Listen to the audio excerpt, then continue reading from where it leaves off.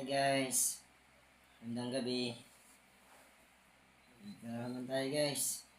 Part-time job. Tapos na yung full-time. Dito naman tayo sa part-time. Sa umaga, tiga-repack. Ngayon, tiga-tupi na naman. Wow, tigasin talaga tayo.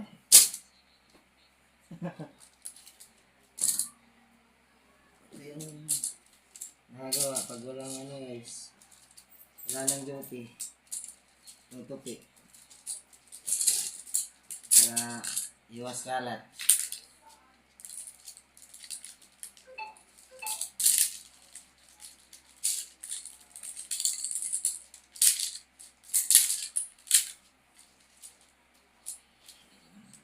What's up guys?